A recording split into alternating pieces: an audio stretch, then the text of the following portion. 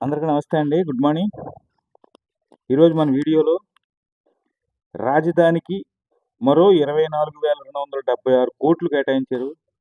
టోటల్‌గా 45,249 కోట్లు కేటాయించారు మొత్తంగా. ఈ కేటాయించిన డబ్బు రోడ్లకి ఎంత, భవనాలకి ఎంత విడివిడిగా మనం మాట్లాడుకుందాం. నెక్స్ట్ పోలవరం 2027కి పూర్తి చేస్తా అంటున్నారు చంద్రబాబు గారు. ఏ విధంగా పూర్తి చేస్తారు, దాని ప్రణాళిక ఏంటి? ఇంకా మూడో విషయం, నిన్న నూజివీడులో గౌతు లచ్చన్న గారి విగ్రహావిష్కరణ జరిగింది. ఆ విగ్రహావిష్కరణ కార్యక్రమంలో జోగి రమేష్ జీపెక్కి ఊరేగాడు. దీని గురించి మాట్లాడుకునే ముందు మన ఛానల్ ఇప్పటివరకు సబ్స్క్రైబ్ చేయని వాళ్ళు సబ్స్క్రైబ్ చేయండి, లైక్ చేయండి, షేర్ చేయండి. ఎందుకంటే మన ఛానల్లో ఎప్పుడు సంక్షేమ పథకాల గురించి కానీ, డెవలప్మెంట్ గురించి కానీ ప్రతిదీ క్షుణ్ణంగా మాట్లాడుకుంటున్నాం. అంటే నేను మీకు చెప్తున్నాను. ఫస్ట్, నిన్న గౌతు లచ్చన్న గారి విగ్రహావిష్కరణ జరిగింది. ఆ విగ్రహావిష్కరణలో జోగి రమేష్ హడావిడి చేశాడు. ఈ అవకాశం అతనికి ఎవరిచ్చారు? చంద్రబాబు ఇంటికి వెళ్ళి బయటికి రా, నువ్వు ఈ సంగతి తేలుస్తాను అన్న క్యాండిడేట్కి అవకాశం ఇచ్చారు అంటే కూటమి గవర్నమెంట్ ఎంత రెస్పాన్సిబిలిటీగా పనిచేస్తుంది అన్నది అర్థమవుతుంది. నాయకులు మాత్రం వాళ్ళు చిట్టపట్టాలు వేసుకుంటారు. గ్రౌండ్ లెవెల్లో ఇబ్బంది పడ్డ కార్యకర్తలే బలైపోయేది. తప్పు.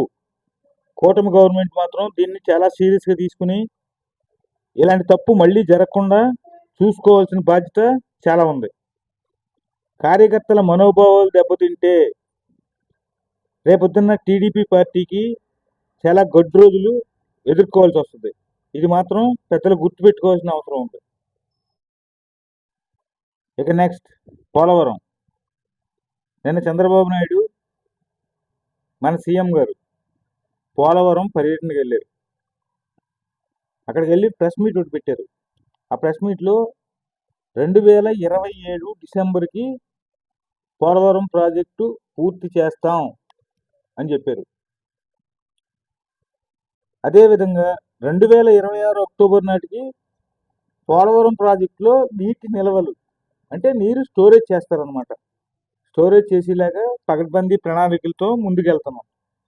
అది పోలవరం అప్డేటు. ఇది జరగాలని కోరుకున్నాం. ఎందుకంటే ఒక పోలవరం ప్రాజెక్ట్ పూర్తయిందంటే గోదావరి జిల్లాల కానించి ఉత్తరాంధ్ర వరకు, విశాఖపట్నం వరకు కొన్ని లక్షల ఎకరాలు సాగులోకి వస్తుంది. తద్వారా రైతు బాగుపడతాడు ఫస్ట్ ఆఫ్ ఆల్. ఇక అమరావతి విషయం.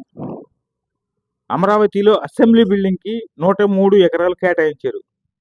11.22 లక్షల చదరపు అడుగులు ఈ నిర్మాణం ఉంటుంది. అంటే అసెంబ్లీ భవనం 103 ఎకరాల్లో 11.22 లక్షల చదరపు అడుగులు ఉంటుంది అనమాట. దీనికోసం 765 కోట్లు ఖర్చు పెడుతున్నారు. 765 కోట్లు ఓన్లీ బిల్డింగ్ కోసం మాత్రమే. ఇక నెక్స్ట్ 42 ఎకరాల్లో హైకోర్టు భవనం.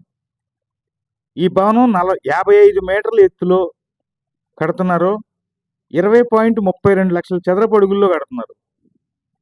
దీని కాస్టు 1,048 కోట్లు ఖర్చు చేస్తున్నారు ఈ బిల్డింగ్ కోసం. ఓన్లీ హైకోర్టు బిల్డింగ్ కోసం 1,048 కోట్లు ఖర్చు చేస్తున్నారు. ఇదంతా కూడా ఓన్లీ బిల్డింగ్ కాస్ట్. గతంలో చెప్పిన అసెంబ్లీ కానీ ఇది కానీ బిల్డింగ్ కాస్ట్ మాత్రమే.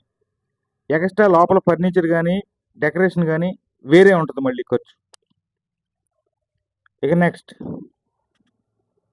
47 అంతస్తులతో సీఎం కార్యాలయ భవనం. ఈ టవర్లో సీఎంతో సహా సచివాలయ సిబ్బంది మొత్తం ఇందులో కార్యకలాపాలు నిర్వహిస్తారు. ఇది అత్యంత టెక్నాలజీతో విశాలంగా నిర్మిస్తున్నారు అన్నమాట. దీనికి 17,03,400 చదరపు అడుగులు అనమాట. ఇది మొత్తం విస్తీర్ణం. దీనికోసం మొత్తం వ్యయం 4,688 కోట్లు ఖర్చు చేస్తున్నారు. ఓన్లీ సీఎం బిల్డింగ్కి. సీఎం అంటే పరిపాలనా విభాగం మొత్తం అందరికి. ఇంకా నెక్స్ట్ మెయిన్ రహదారులు అంటే రోడ్లు. ఈ రోడ్లని 4 జోన్లుగా డివైడ్ చేశారు. మొత్తం 579.5 కిలోమీటర్లు పొడవైన రోడ్లకు గాను 9,699 కోట్లు ఖర్చు పెడతారు. ప్రధాన రహదారులకి అంటే మెయిన్ రోడ్లకి 360 కిలోమీటర్లకు మేర నిర్మించాల్సి ఉండగా వాటిలో 159.9 కిలోమీటర్లు రోడ్లు ఈ దఫ పూర్తి చేస్తారనమాట. దీనికి గాను 7,794 కోట్లు ఖర్చు పెడుతున్నారు. ఇదండి ప్రస్తుతానికి